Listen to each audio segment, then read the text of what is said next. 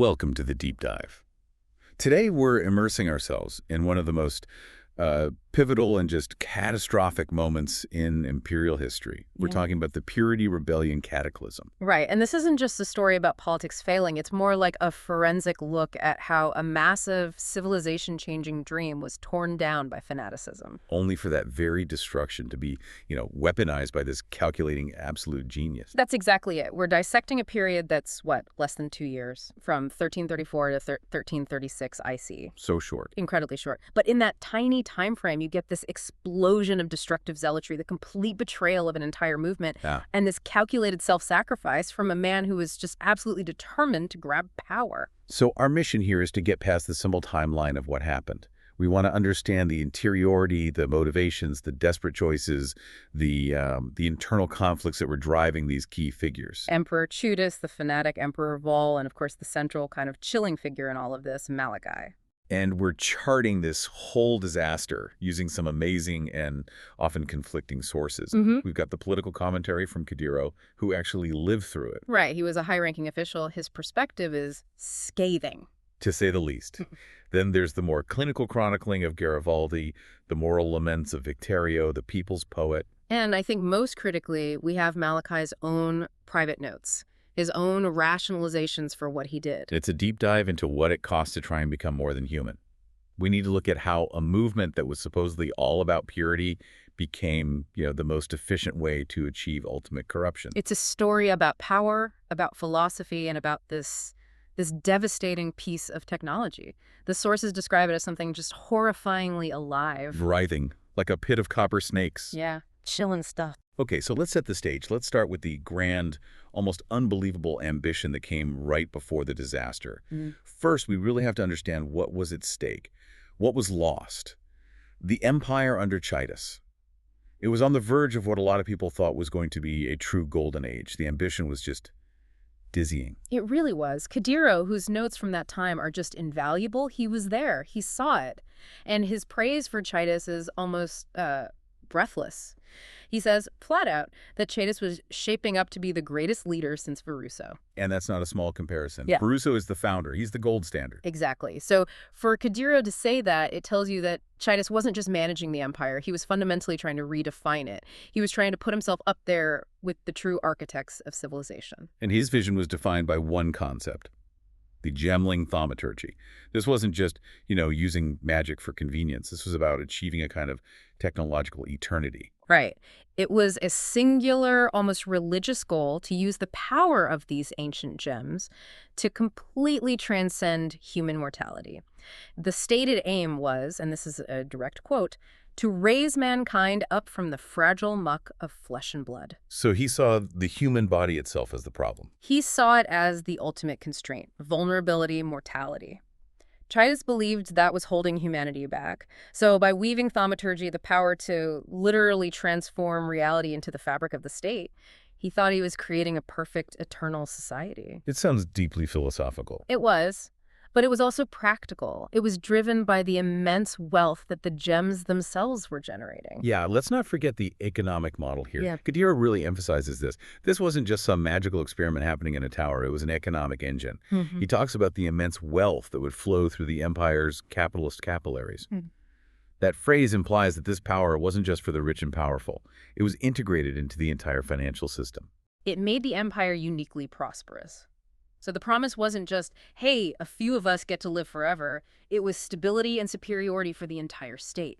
And that combination of technological transcendence and huge financial prosperity, that's what made Chidas's dream so powerful. And so threatening to some. Exactly. Yeah. Because that prosperity was rooted in this, foreign mutable power to the gems. It created an ideological backlash. It raises some very fundamental questions, doesn't it? What does it mean to be human? Is it right to replace our flesh and blood with technology? And the result of those questions was the Purity Rebellion. A clash that was just immediate, profound, and absolute. And this brings us to the overthrow itself. Chidas is deposed by Voll of Thebris, the High Templar. And right there, that's the moment the dream fractures. You can feel Kadiro's anger in his writing. He's still bitter about the Golden Age that was destroyed. He calls Voll that idiot of a High Templar leading a veritable horde of ignorance. The language is so telling. He frames it as this sophisticated intellectual vision being trampled by sheer, unthinking fanaticism. And the Purity Rebellion wasn't a normal political coup. It was an ideological war. Completely. The zealotry led by Voll was all centered around this god of purity. Their whole goal was to burn away what they saw as the corruption of the gems and the arrogance of Chitus. The man who wanted to play God. Exactly. It was a war between a vision of an eternal future and this desperate, violent retreat to what they saw as moral basics. Voll tapped into a really deep-seated fear in the population about what Chitus's power really meant. The terrifying thing is, he succeeded. I mean, in his goal of destruction, he won. He mobilized his movement and toppled Chitus. But the irony is just so immediate and so tragic. The sources all pointed out he was a great leader during the war, but he proved disastrous in times of peace. It's the classic problem, isn't it? The revolutionary zealot who has no idea how to actually govern. He was fueled by destruction and moral clarity, but he was completely unprepared for the nuance you need to run a huge, complex empire. There's a source, the Vidya Crimson Jewel, that really gets into this contradiction. It says he took the throne swearing to lead, with eyes open, looking for salvation. He wanted to correct the path. But that very search for this rigid, absolute purity made him blind. The same source says he was immediately blind to the damnation in his hands. His own zealotry became his blind spot. It made him incapable of seeing the real dangers right in front of him. He didn't have the political skill to go from general to emperor. And that single-minded focus on purity, it created the perfect opportunity for something much, much worse to take hold. His failure was so complete that he had the shortest reign of any eternal emperor. The Cataclysm saw to that. His ideological inflexibility didn't just lead to bad governance. It led him to trust the one person who could and would destroy everything. And that person, that ultimate corruption born from the ashes of Chitus's dream, was the surviving technologist, Malachai. Okay, so the first thing we have to tackle is how. How did Malachai possibly survive? This guy wasn't just an associate of Chitus. He was a primary architect of the very system the Purity Rebellion was built to destroy. Yet he does, and the speed of his pivot is it's audacious. The chronicler Siosa notes that Malachai was somehow at Emperor Voll's side before Chitus's corpse was even cold. That's breathtakingly cold. It doesn't sound like luck. It sounds like a plan. Oh, it's premeditated sociopathic manipulation. He knew exactly how to land on his feet no matter who was in charge. So let's look at that power dynamic. He doesn't just, switch teams. He captivates the winner. Siosa seems baffled by it, saying that Voll must have found Malachai as difficult to refuse as Aetius did. And that really highlights Malachai's skill, this insidious manipulative talent. He knew how to charm powerful men by zeroing in on their single greatest, most desperate need. For Aetius, it was technology. And for Voll, it was religious absolution. Exactly. And we can't forget, Voll's initial instinct was the right one. Malachai was condemned to the crematorium. He was slated for living conflagration, just like so many other thaumaturges. But in that critical moment, Malachai makes this masterful move. He saves himself with a single promise. An end to thaumaturgy. Okay, let's pause there, because that's the core contradiction, right? Right. Voll's entire reason for being is to get rid of gem corruption.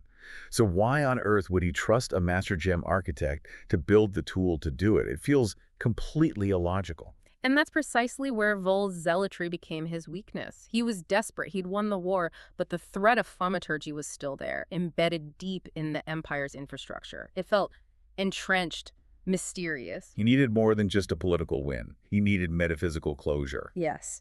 And Malachai offered him a technological solution to a theological problem. So Voll was willing to compromise his own purity to, make a deal with the devil if it meant a permanent, absolute victory at the end. He saw Malachai as a tool, a means to an end. And Victorio, the people's poet, saw the flaw in that immediately. He wrote that when Voll spared Malachai, the strongest faith was infected by corruption and made brittle as glass. So it wasn't an immediate break, it was a slow-acting poison. A poison introduced the second. Voll chose pragmatism over principle. So Malachai gets to work. He is sent to the Solaris Temple for over a year, working right up until early 1336 IC. And the public story is that he's building a machine to purge Rayclast of its otherworldly vices. He's serving Voll's agenda. But what he's really doing is building the instrument of his own ascension. The unveiling of this machine, the Rapture device, is described with this chilling detail by Garibaldi, and it's immediately obvious this isn't some simple contraption. No, it's presented as writhing like a pit of copper snakes. It wasn't clean, it wasn't noble, it was a technological horror show. That ambiguity was deliberate, wasn't it? Garibaldi notes that the public was totally uncertain. They were wondering whether it is a miracle or a monstrosity. None but Malachai can say. And that moral gray area gave Voll just enough political cover. He could claim it was an instrument of purification, while it was simultaneously terrifying the population into submission. The sheer visual horror of copper snakes suggests a machine that's actively, unnatural. And right after this terrifying reveal, the final act begins. Voll leads the Highgate Legion, and they're escorting Malachai, Lady Diala, his gemling companion, and the device itself. And they're heading north. The symbolism here is just so intense. They were marching north from whence the first gems came, from whence the nightmare of Titus's thaumaturgy was born. So it's a pilgrimage. They're going back to the source to destroy it. That was Voll's intention, yes. A final cleansing ritual, the burning of history itself. His blind faith is at its absolute peak here. His own mandate state his goal was to finish what he started, to burn Titus's entire legacy from history. And raise a fresh and pure theocracy from the ashes of arrogance and corruption. He truly believed Malachai was his divine instrument. He thought he was about to deliver the final blow to corruption. But he was completely deceived. Utterly. He wasn't delivering a tool of purity. He was delivering the ultimate architect of doom directly to the power source. Malachai used Voll's ideological desperation to get the time, the resources, and the access he needed to put his real project right at the heart of reality itself. So we've established how Victario saw this slow corruption taking hold in Voll's mission. But while Voll is still trying to manage the political mess of his own rebellion, Malachai is already moving on his real plan. And this is where we shift from, political maneuvering to something much bigger, metaphysical control. Malachai's associate, Piety, gives us the clearest look at his real dual objectives for the Rapture device. And this confirms the destruction wasn't an accident, it was necessary. Okay, so objective one, and this is frankly the main goal, pure ultimate ambition. He wanted to get inside the beast and take up the reins of true power. He wasn't aiming to be the next emperor. He was aiming to be the source code of reality. And the second objective was more strategic. It was to incite a cataclysm that would wipe the very thought of resistance from this land. And that is just crucial. The cataclysm was planned. It was population control. It wasn't enough for him to just get rid of Voll. He needed to make sure that when he became the new god of this world, nobody would have the resources, the will, or even the intellect to question him. The cost was literally the world's sanity. And its safety. So we have to define what the beast actually is. Piety confirms it's the source of all thaumaturgy, but the more terrifying part is that it's the power that transforms what is real into what is imagined. Which means if you control the beast, you don't just get powerful magic, you get to rewrite physics. You get to rewrite existence itself. You control objective reality. The scale of that ambition is just. It's staggering. He wasn't seeking military power. He was seeking ontological dominance. He would become the world's consciousness. But to do that, the Rapture device needed a lot of fuel. It needed to be primed. The sources say the device had absorbed its fill of harvested life from fury and desire. And that's one of those phrases that sounds poetic until you really think about what it means. It's horrific when you unpack it. Fury and desire. It most likely refers to the emotional energy, the life force, of the victims of the Purity Rebellion. The thaumaturges, anyone associated with Sheepus's regime, they were all captured and executed. And Malachai harvested their violent deaths, their desperate last moments. That's what he used to prime his device. So the very act of Voll's cleansing was providing Malachai with his fuel. Lady Diala, his lover, confirms the device's purpose was catastrophic. But she frames it as a kind of necessary evil. She called it Malachai's most wondrous creation, the only fire hot enough to burn the beast from existence. That was the cover story, the promise he made to Voll and the narrative he kept up right to the very end. But the real fuel source, the kindling for this ultimate fire, was intended to be a gemling queen, blood and flesh and gem. It was meant to be Lady Diala herself. He built this reality-altering weapon, and his greatest love was meant to be the final necessary sacrifice. And this is the critical moment. The point of profound conflict and betrayal. because Diala, in her later reflections, she reveals the one fatal flaw in his massive narcissistic plan. My selfish self did not want to burn away. It's almost tragically ironic, isn't it? A genius who could calculate the end of the world, but he couldn't account for the simple, primal human instinct for self-preservation in the woman he claimed to love. And because she resisted, because she didn't fully burn up and become the fuel, the whole plan went wrong. Well, wrong for him in one sense. Instead of a clean, controlled burn that would give him precise access to the core, the fire was just a tiny spark. But that spark was enough to kick off the cataclysm. It guaranteed the global chaos he wanted, but it didn't give him the clean, controlled ascension he'd planned. And now we have his notebook, and we can see his side of it. The interiority of that choice. He calls Diala his love, his life's greatest achievement. The internal conflict seems immense. But it's all framed within his own grand design, isn't it? He writes that she must leave me now, for she cannot follow, and she will perish if she remains. He believes his path to godhood requires a transformation that she, with her selfish self and her basic humanity, just couldn't survive. It's the ultimate rationalization. He knows what he's about to become, and he thinks her humanity would just be extinguished if she was anywhere near him. The unspoken tension is just, it's heartbreaking. His final decision was to betray her, to actively break her heart and force her away from him so that he wouldn't break her soul by sacrificing her. It's calculated cruelty disguised as salvation. He asked her to give her life for his project, and when she refused, he forced her to survive, but at the cost of everything she cared about. And with that single act, Malachai confirms his own self-deification. His final vision is of him fulfilling humanity's true purpose, sweeping away mortality, and starting a new age of thaumaturgy. With him as its ruler from inside the black core. His genius in his own mind demanded this, and the love of his life was just a complication to be managed, a variable to be removed. And the consequence is immediate. He enters the black core, starts the partial burn that creates the cataclysm, and the world is plunged into madness because one man chose his philosophy over his heart. Okay, so this brings us from the betrayal to the mechanics of his self-deification.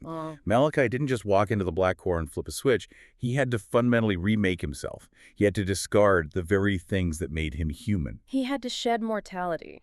The records are chillingly specific about this. They say he gave up much of himself when he became the beast's prime servant, both in spirit and in flesh. This wasn't a small change. This was a total conscious overhaul. And it was all driven by his core belief that death was no fitting end to genius. Yeah. He saw the fragile, fleshy body as an insult to his intellect. His own rationale reveals so much about his narcissism. He believed his organs were literally tethering him to mortality. He called them a chain, holding him back from his true potential. So basic biological functions, he saw them as constraints, things that connected him to the foolish and the weak. And to become the ruler of his new eternal age, he had to become something definitively not human. We really have to break down the sheer specific audacity of what he removed. There were 3 organs, and each removal was more than just biological. It was a philosophical statement. Let's start with the most obvious one, Malachai's heart, the symbol of life and vulnerability. The logic is just brutal and absolute. The heart forces blood through the veins, and as he saw it, one who may bleed may die. So by removing his heart, he was physically and symbolically removing the potential for death. He was making a total commitment to inhumanity. He was turning his core vulnerability into an external object. He chose eternal synthetic life over natural, messy, finite life. Then there are Malachai's lungs. This removal feels more sociological. How so? His rationalization was that his lungs breathed the same air as the foolish and the weak. This wasn't just about surviving in a place without air. It was a deliberate act of separation from common humanity. He's cutting himself off from the shared atmosphere, signaling his ultimate isolation and superiority. He was no longer of the world he wanted to rule. And finally, his entrails. This might be the most visceral rejection of mortality. Entrails are the ultimate symbol of our physical reality, aren't they? They tie us to base needs, digestion, the very fragile muck Chitus wanted to escape. Exactly. Removing them completed his severance from the physical world. It was his final declarative act against the chain of mortality, the last link to the cycle of decay and rebirth that defines us. And in his notes, he frames all of this as the logical, necessary fulfillment of his genius. He literally uses his own discarded organs as tools to secure his eternal rule. But he didn't just toss them aside. They were entrusted to a very specific, very loyal group, Piety describes it as a moment of rare sentimentality. Which, knowing Malachai, sounds deeply suspicious. It is. He placed these three vital organs in the safekeeping of his three most loyal apprentices, Inquisitor Maligaro, Chevron of Umbra, and Dodra Darktum. But the true horror here is the context. Who these three were. They were already dead. Yes. Voll, in his campaign of purity, had burned Maligaro and Dodri at the stake on his way to Sarn. And Chevron had been sorted out, killed by Brutus. They had died for their dedication to the very thaumaturgy Malachai was now pretending to eliminate. And that's the final, horrific twist. Loyalty turned into eternal slavery. Malachai resurrected them as guardians. He claimed that though they died in life, his power inside the Black Core gave him so much more. He didn't bring them back to life, he brought them back as slaves of nightmare. Shackled tightly to his power, to the beast, and forced to serve as guardians of his corpus malachus, the very collection of his own discarded mortality. Tasuni confirms who they were in life, the finest forgers of corruption in the Empire.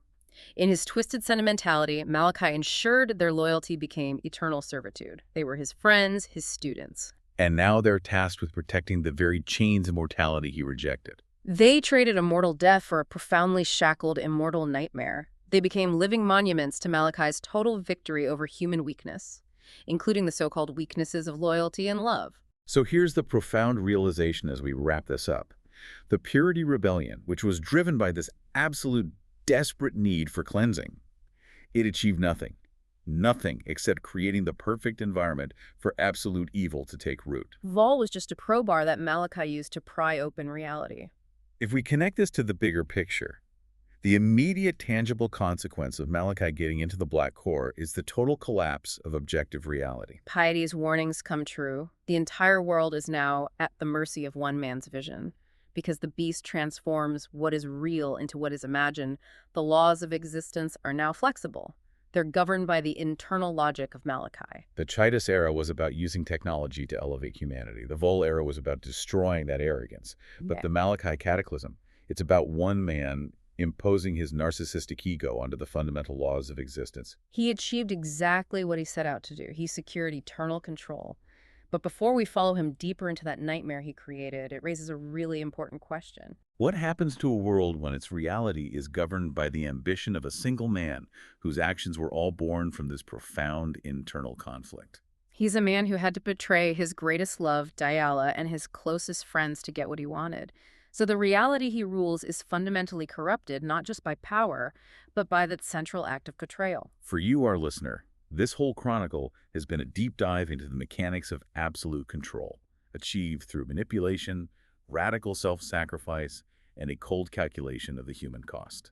It's the ultimate tragic fulfillment of the dream of eternal thaumaturgy, but it's filtered through Malachai's genius, making him the supreme ruler of this new age. And we'll leave you with this final thought to mull over. Consider the profound irony of Malachai's journey.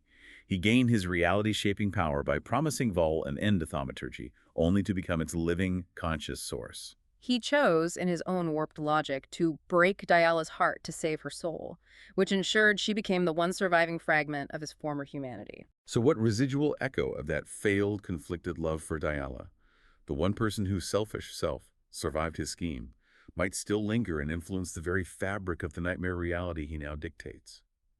The cost of transcendence was everything, but maybe not quite everyone.